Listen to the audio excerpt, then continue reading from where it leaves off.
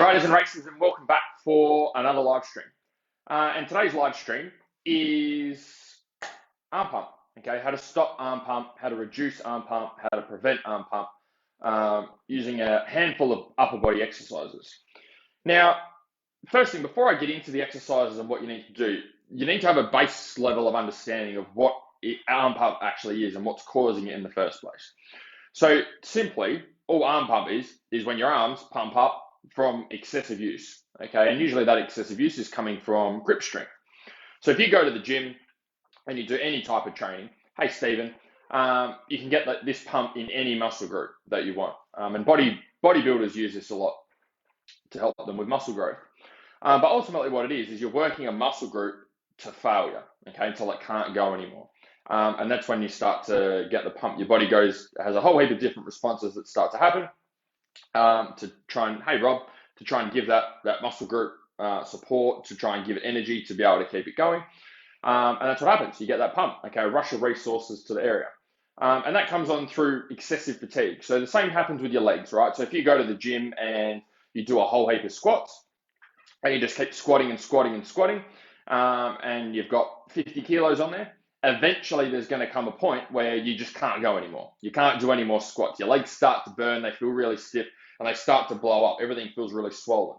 And that's the same thing that happens with your arms, okay? And the way that happens is, again, it's from fatigue, okay? From excessive levels of fatigue. That muscle group has reached failure, and that's what gives that pump. So that's what causes arm pump, first of all. That's what it is.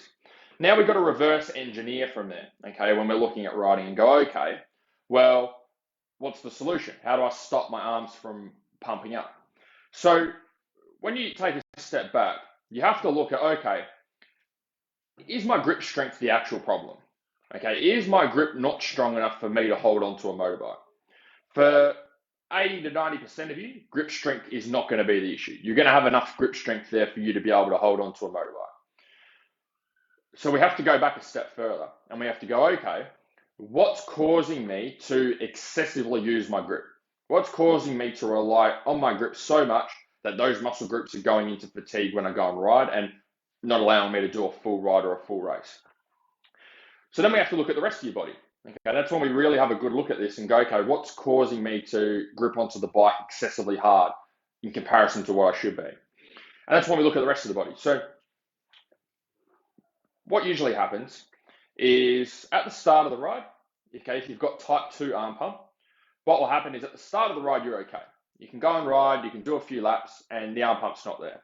And the longer you keep riding for, the more laps you do, the worse and the more severe the arm pump starts to get, okay? And it just gets worse and worse and worse to the point where you're like peeling your fingers off the handlebars and you can't even ride properly anymore, and you have a few sketchy moments out there.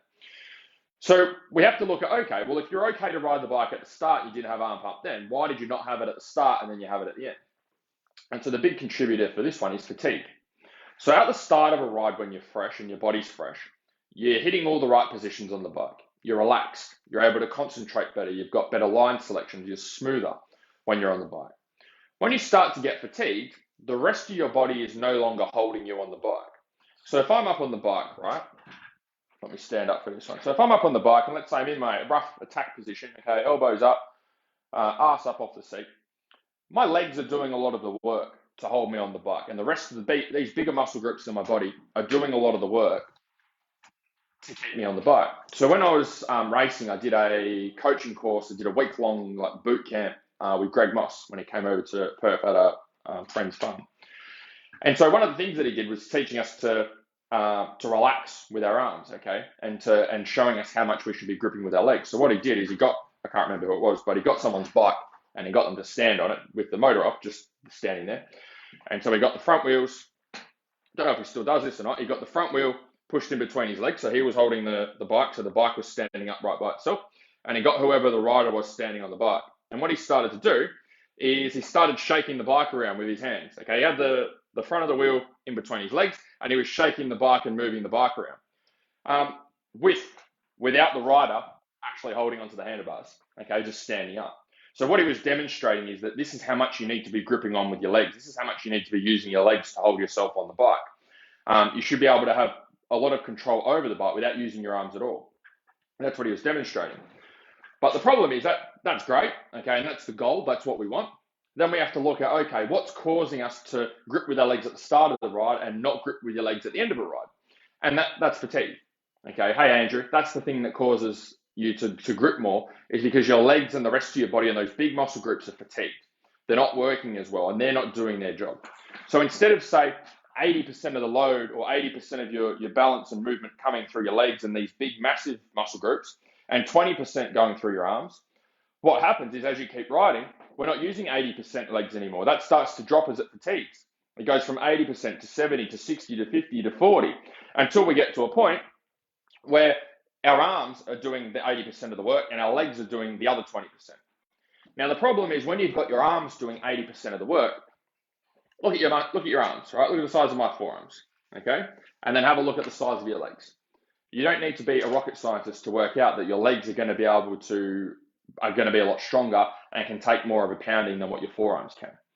So what we need to work on for type 2 arm pump, okay, is working on reducing the fatigue. That's the real problem because, hey, Patrick, you can go and do squeeze the spring and get your forearms stronger and do stuff like that. But at the end of the day, that's not really fixing the symptom. The real problem is that the rest of your body's fatiguing and it's not able to do the job that it needs to do. You know it can do the job. It is capable because it does it at the start of the ride. It just doesn't do it at the end of the ride. So you need to go back and make sure that we're not fatiguing as much as what you are so that you can ride at the end of the ride how you are at the start of the ride.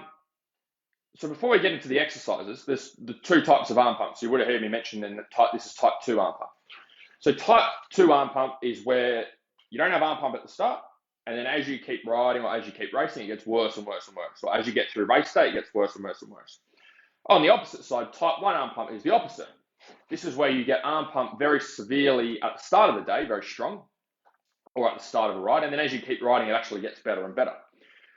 Type 1 arm pump is much easier to fix.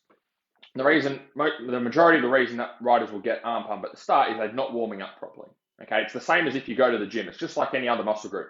If you go to the gym and you don't warm up for your squats and you just put 100 kilos on the bar and start squatting, your muscles are very cold and stiff and rigid. Okay, they're not pliable and they don't contract well. They're not as strong. That's one of the big purposes of using a warm up, is it helps you to be stronger for when you lift the heavier weights, because the muscles are warm and we're getting them, they contract better when they are warm. When they're cold, they don't contract as well. So their endurance isn't very good. There's a higher susceptibility to injury because they're very stiff and very rigid.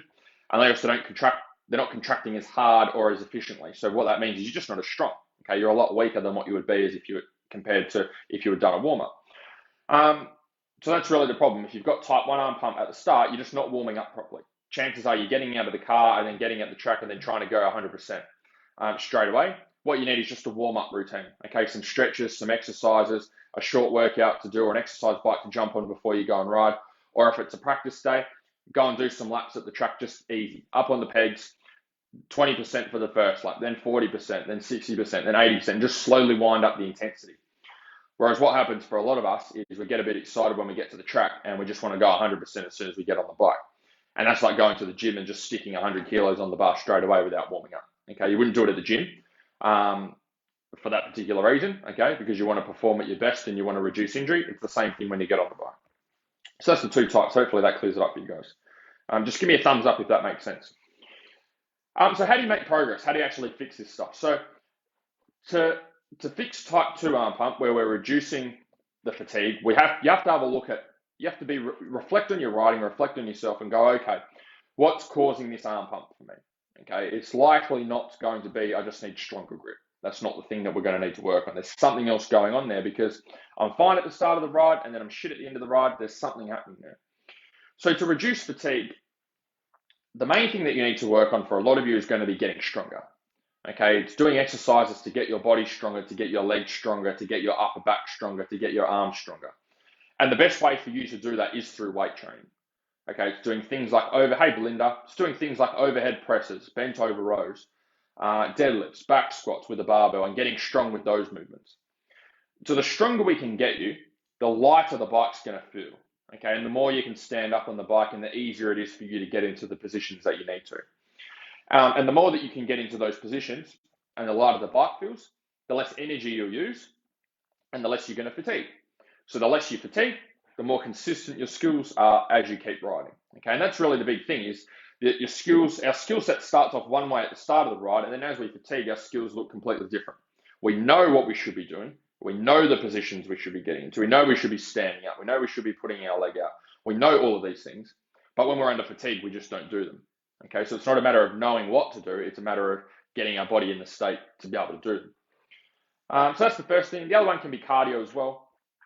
So if you're really strong, but you find that your strength drops off quickly and you get fatigued, then you need to work on your cardio, work on building a good energy system, okay, aerobic and anaerobic. Do some interval work, do some longer distance rows, okay. They're the things that you need to be working on to develop your cardio. And then the other one is also nutrition. If you're not eating well, and again, these are all the strength work, the cardio work, and the nutrition all contribute to fatigue. That's all. The whole goal of using those three is we're just trying to eliminate fatigue or reduce it right down as much as we can, so you can be consistent on the bike and keep using your legs to grip the bike and the rest of your body, rather than those doing less and less work and your arms doing more and more work. So nutrition-wise, it's just making sure you've got a nutrition system. I'm not going to go through it all today because I've done previous videos for it. I'm sure you can find it somewhere on YouTube or Facebook. But it's just having a good nutrition system, knowing how to fuel yourself before every ride and after every ride, knowing how to prepare what to have for breakfast on the morning of a ride day, what to have the night before to make sure that you can perform at your best. So the common causes of arm pump, there's a few different things that can cause you to grip excessively on the bike, and some of it's not training related. So first one is bike setup. So if you have a really shit bike setup, and I mean like terrible, so like let's say you're a 70 kilo rider and you're riding a bike that's set up for a 110 kilo person. So in other words, the springs and the suspension is absolutely rock hard. Then you're probably going to find that you get quite a bit of arm pump. And the reason is because if you always feel that the bike is trying to get away from you or don't feel comfortable on the bike, you can't trust the bike when you're riding it, automatically you're going to tense up more because you're not going to feel safe and you're not going to feel comfortable on the bike. You're always going to be on edge because you're going, shit, if I go around this corner, the front end's going to slide out, or over here, the back end's going to slide out, or if I go over these braking bumps too fast, it's going to kick me in the ass and I'm going to go over the handlebars. So automatically, when you don't feel safe and comfortable on the bike, you just grip and you tense on, okay, a lot harder than what you normally would. So you're going to get arm pump like that. The way you know is that you'll get arm pump very, very quickly in a very short period of time. Same thing happens on different tracks and surfaces. So let's say you're a sand rider and you start riding on hard pack tracks and you're really comfortable on sand, but you don't really do much hard pack riding. Again, because you don't feel safe on the bike, you don't feel comfortable in those riding conditions, naturally you will be gripping on a lot harder. Okay, you will have a death grip. And that's why as you develop your skills with riding and as you get better with different types of riding, you'll find that you relax more on the bike because you know what the bike's going to do, you know how it's going to react, and so you're not gripping on for dear life. So that particularly happens with different surfaces of riding or different types of riding. So if you do technical enduro and you're trying this big log that you've never done, which is a bit out of your comfort zone, then your chances are you're going to be tensed up and holding on a lot tighter than doing a log that's this high that you've done a million times that you could probably do with your eyes closed. And then the common other three causes, which I've already gone through, so I won't go through them again, which is the strength, the cardio, and the nutrition component. Okay, it's making sure that they're all nailed. And again, that's all reducing fatigue. Strength, cardio, nutrition is all about reducing fatigue. It's going, what are the things we can do to make sure that the skills and the way I ride at the start of the ride is the same way that I finish a ride and race. And I'm not looking like, I don't start off the ride and race looking like one type of rider and then finish the race looking like a completely different rider.